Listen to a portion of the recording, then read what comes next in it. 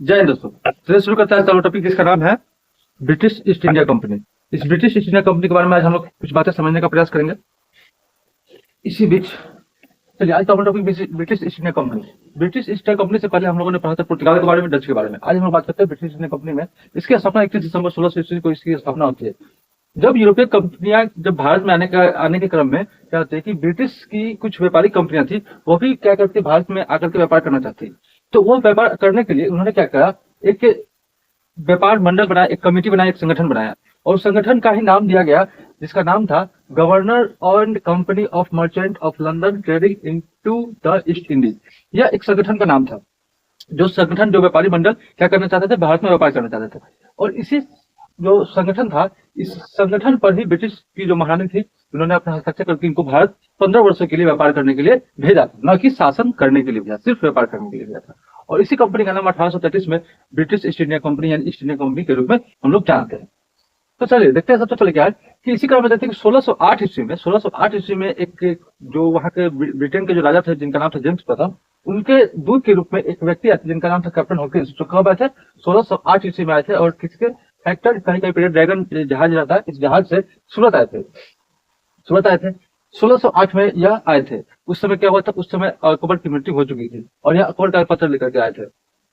यह चले थे अकबर के समय से ही, लेकिन जब ये भारत आए उस समय वहां पे अकबर मर चुका था। किसका शासन था, तो जहांगीर का शासन था। तो इन्होंने अकबर के नाम का पत्र लेकर के पहुंचे थे। तो 1608 में सूरत में या किसी में जहांगीर से मिले थे। जहांगीर इनसे काफी खुश हुए। फारसी भाषा में कहते हैं कि कैप्टन हॉकिंस बात करते थे, जिससे जहांगीर बहुत खुश हुआ था और इनको 400 का मनसब बोइंगिस खान की उपाधि दिया था। उसके बाद 1615 ईस्वी में कौन आते हैं, दूसरे अंग्रेज के रूप में आता है टॉमस वॉ। इन्होंने आते हैं। तो यह भी इनका भी आने का उद्देश्य क्या था, इनका भी आने का उद्देश्य था कि पूरे भारत पर व्यापार के लिए अनुमति। कैप्टन हॉकिंस आए थे तो यह सिर्फ कुछ सीमित जगह ही था, लेकिन टॉमस आए थे तो पूरे भारत में व्यापार करने की अनुमति के लिए आए थे, जहांगीर से मिलकर। उसके बाद देखते कि अंग्रेज जब भारत आए तो उन्होंने बहुत सारे क्या क्या प्रमुख जो है कंपनियां स्थापित की। उसी क्रम में हम लोग देखते हैं कि अंग्रेजों द्वारा स्थापित प्रमुख कारखाने कौन कौन से थे। तो उसने सबसे पहले 1611 में मसूलीपट्टनम में एक कंपनी स्थापित की, जिसको मान्यता नहीं मिल पाई और यह अस्थायी कंपनियां रही, क्योंकि यह कंपनी पूर्ण रूप से तैयार नहीं हो पाई थी। लेकिन 1613 ईस्वी में जब सूरत में जो कंपनी बनी थी वो अस्थायी कंपनी। यह पूछा जाता है कि जो अंग्रेजों द्वारा स्थापित जो है पहली अस्थायी कंपनी कौन सी है, और सूरत में की गई थी। अस्थायी कंपनी जो मसूलीपट्टनम 1611 में स्थापित की गई थी। बालासोर उड़ीसा यानी बालासोर हरिपुर उड़ीसा के क्षेत्र में 1633 ईस्वी में।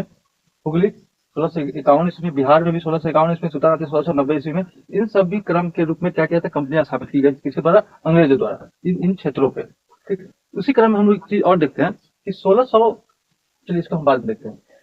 यहाँ देखते हैं ईस्ट इंडिया कंपनी द्वारा स्थापित जो है प्रमुख किले के रूप में हम लोग देखते हैं कि पहला किलाबंदी कोठी बनाया गया था फोर्ट सेंट जॉर्ज। कहाँ पे, तो यह बनाया गया था मद्रास में। यह मद्रास में 1639 ईस्वी में बनाया गया था। पहला प्रेसिडेंसी कौन सी प्रेसिडेंसी है, वह है मद्रास प्रेसिडेंसी। एग्जाम में पूछता है। पहला प्रेसिडेंसी मद्रास प्रेसिडेंसी है। कलकत्ता में निर्मित जो दुर्ग किला बनाया गया था जिसका नाम था फोर्ट विलियम, कब 1698 ईस्वी में बनाया गया था। इसके बारे में समझिएगा। चलिए इसके बारे में आगे हम चर्चा करेंगे।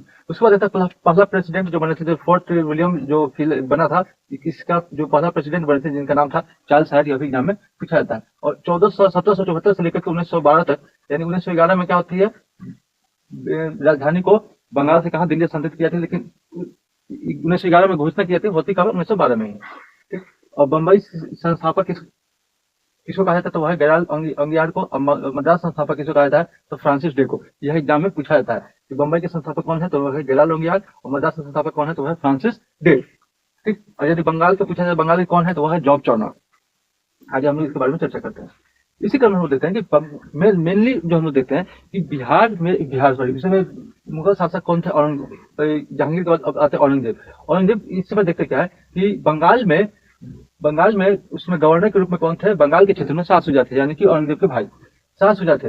इसने क्या किया, एक विशेष फरमान देता है जिसमें 3,000 वार्षिक कर के बदले व्यापार की अनुमति देता है। कहाँ, किस क्षेत्र में, 1651 ईस्वी बंगाल के क्षेत्र में। इसमें बंगाल, बिहार, उड़ीसा के दीवानी अधिकार भी इस समय मिल जाती है। किसको, कंपनी को। उसके बाद क्या करता है, 1668 में औरंगजेब ने ईस्ट इंडिया कंपनी से हुगली और मसूलीपट्टनम पर अधिकार कर लिया। इसने क्या किया, कुछ अव्यवहारिक कारण, कुछ व्यवहारिक संबंध अच्छे नहीं होने का औरंगजेब ने क्या किया, अंग्रेजों के साथ थोड़ा सा झपट हुई और उस अंग्रेजों ने क्या किया, इसको हुगली और मसूलीपट्टनम पर से अधिकार समाप्त कर दिया और यहाँ अंग्रेज जो है उस समय फुल्टा द्वीप पर जाकर के शरण लिए थे। 1668 की यह घटना है। 1698 ईस्वी में बंगाल सूबेदार थे अजीम उस्तान। 1698 ईस्वी में बंगाल के सूबेदार थे जिनका नाम था असीम उल खान। उसने तीन गांव कौन कौन सा था, कालीकाता, सुल्तानाती, गोविंदपुर, इन तीनों गांव की क्या किया था, 1200 रुपए वार्षिक के बदले जमींदारी दे दी थी। और इसी तीनों गांव यानी कालीकता, सुल्तानाती, गोविंदपुर, इन्हों तीन गांव को मिलाकर के वर्तमान में जो कलकत्ता शहर जो हम जानते हैं, इसी शहर को बसाया गया था। इसी कलकत्ता शहर को बसाया गया है। वर्तमान आधुनिक जो देखते हैं वो किसके द्वारा किया गया था, वह जॉब चौर्नक। यही तीन गांव कालीकता, सुल्तानाती, गोविंदपुर को मिलाकर के कलकत्ता शहर की स्थापना की गई, जो किसके द्वारा, जॉब चौर्नक के द्वारा की गई। मद्रास का बम्बई का गयाल अंग्याल, मद्रास का फ्रांसिस डे, कलकत्ता का संस्थापक कौन है, तो है जॉब चौर्नक। इन्हीं तीनों को। उसके बाद देखते हैं कि 1717 में 1707 ईस्वी में क्या होती है, औरंगजेब की मृत्यु हो जाती है। 1707 में औरंगजेब की मृत्यु हो जाती है और इसी समय से अंग्रेज का थोड़ा सा क्या बोलते हैं, बहाबाही, अंग्रेज द्वारा खूब इसका फायदा उठाया जाता है। इसी क्रम में देखते हैं कि 1707 में फर्रुख शेर द्वारा शाही फरमान जारी किया जाता है। शाही फरमान जारी किया जाता है जिसको की कंपनी का मैग्ना कार्टा महाअधिकार पत्र भी कहा जाता है। किसके द्वारा, सॉर्स कहते हैं, ऑर्स महोदय के द्वारा। इसमें 1717 में जो शाही फरमान जारी किया गया था, इसमें क्या बात की गई थी, इसलिए इसको मैग्ना कार्टा क्यों कहा जाता है, महाअधिकार पत्र क्यों कहा जाता है, वो इसलिए कहा जाता है कि कंपनी को निःशुल्क व्यापार करने की अनुमति मिल जाती है। कलकत्ता और मद्रास के कुछ गांव उपहार में मिल जाते हैं और बंबई के टकसाल में सिक्के ढालने की अनुमति किसको मिल जाती है, तो वह मिल जाती है अंग्रेज को।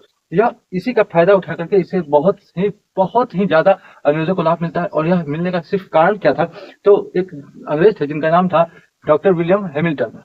इनके द्वारा कहा जाता है कि फर्रुख शेर को एक असाध्य बीमारी हो जाती है और इस बीमारी का ही उपचार इसी डॉक्टर के द्वारा, अंग्रेज के द्वारा किया जाता है, अंग्रेज डॉक्टर के द्वारा, जिससे क्या होता है, फर्रुख शेर स्वस्थ हो जाता है, ठीक हो जाता है। और उसी के बाद फर्रुख शेर ने कंपनी को ये सब अधिकार दे देते हैं, ठीक। और इसके बाद अंग्रेजों का बहुत सारा आधिपत्य स्थापित हो जाता है। इसके बाद देखते हैं कि ईस्ट इंडिया कंपनी के द्वारा प्रमुख औद्योगिक केंद्र कौन सा रहा, तो मुंबई, पुणे, नासिक, नागपुर, अहमदाबाद, कोलकाता, हुगली, मुर्शिदाबाद, पटना, ये सभी के अलावा लखनऊ भी इसका आधिकारिक और औद्योगिक क्षेत्र केंद्र स्थापित करता है अंग्रेज। अब बात करते हैं किसी के क्रम में देखते हैं, यदि दक्षिण में देखते हैं, दक्षिण में क्या होता है कि 1661 में ब्रिटिश राजकुमार था जिसका नाम था चार्ल्स द्वितीय और पुर्तगाल की राजकुमारी थी जिसका नाम था कैथरीन। इन दोनों का विवाह होता है, यानी यह ब्रिटिश क्या होता है, ब्रिटिश और पुर्तगाली के बीच क्या होता है, विवाह स्थापित होता है। और इसी विवाह के बीच क्या होता है कि इसी विवाह में बंबई जो शहर होता है, इसी बंबई शहर क्या करता है, दहेज के रूप में ब्रिटिश ईस्ट इंडिया कंपनी को दे दिया जाता है।